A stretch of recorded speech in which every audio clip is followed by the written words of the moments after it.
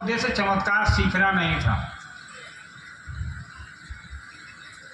कालांतर में जब इन चीज़ों से साहब का मोह भंग हुआ तो आपको पता है कि साहब के जीवन में 3 सूत्र आए, अनुभूत हुआ, उद्घोषित हुआ उनके विचारों में।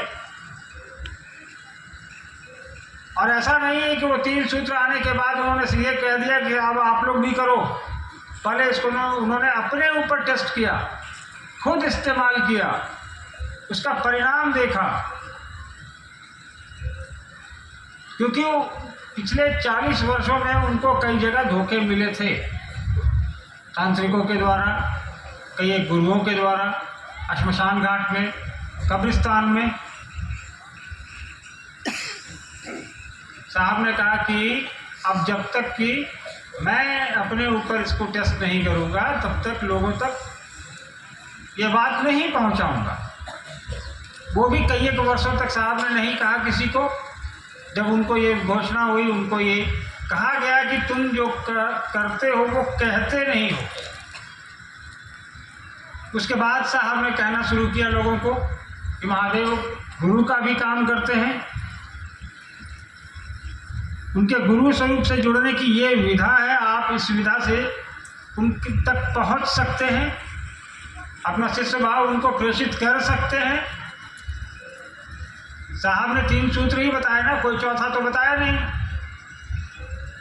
उन्होंने बिल्कुल आसान शब्दों में उनके गुरु स्वरूप से जुड़ने की विधा हमको और आपको बता दी। कोई बंधन नहीं रखा, ना तो दीक्षा लेनी है किसी से, ना किसी को देनी है, ना किसी से पैसे लेने हैं, ना किसी को देने हैं।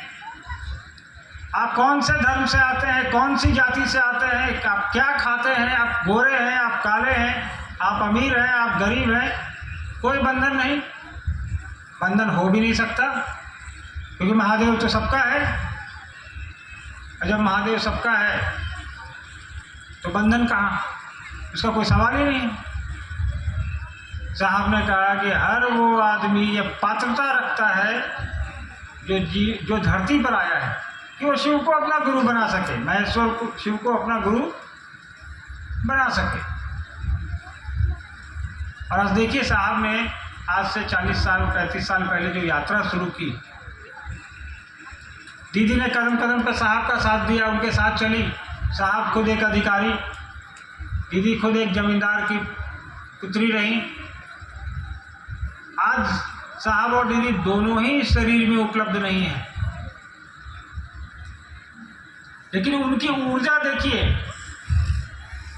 उनका आशीर्वाद देखिए कि हम और आप इतनी बड़ी संख्या में यहाँ पे एक दूसरे से मिलने आए हैं, अपने गुरु की बात करने आए हैं, महादेव की बात करने आए हैं, कुछ सुनने आए हैं, कुछ सुनाने आए हैं।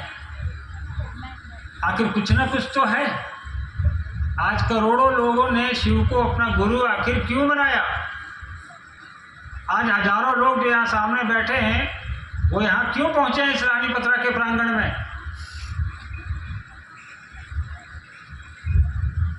आपको किसी ने फ़ोन करके तो बोला नहीं कि आओ, किसी ने भाड़ा तो दिया नहीं कि आओ। आप अपना समय निकाल कर आए हैं, आपने अपने पैसे लगाए हैं, आपने अपने बच्चों को घर पे छोड़ा है, आपने अपना काम छोड़ा है, किसी ने नौकरी छोड़ी है, छुट्टी ली है, पैसे लगाए हैं आपने यहाँ तक पहुँचने के लिए। ये आपका आपके गुरु के प्रति प्रेम दिखाता है, परवाह दिखाता है कि नहीं हमारे गुरु की बात होगी वहाँ, हमारे गुरु की चर्चा होनी है वहाँ, हमें चलना चाहिए वहाँ। और हम और आप इसी तरह आगे बढ़ें। साहब ने चर्चाओं में कहा है कई दफ़े कि शिव की परिधि में रह के जो 3 सूत्र करेगा, जो 3 सूत्र कर लेगा, उतनी देर के लिए तो महादेव की परिधि में रहेगा ही रहेगा। 24 घंटे में एक बार भी कर लेगा तो उसका खुद का तो कल्याण हो ही जाएगा। 3 सूत्रों में एक सूत्र ये भी है कि दूसरे को बताना, वो दूसरे का भी कल्याण करेगा। तो हमारा ये प्रयत्न करें कि अपने गुरु से खुद तो जुड़े ही दूसरे को भी जोड़ने का प्रयास करें, जन का कल्याण करें। साहब का ये उद्घोष था कि जन जन को शिव गुरु से जोड़ना है। जन जन मतलब हर एक इंसान को।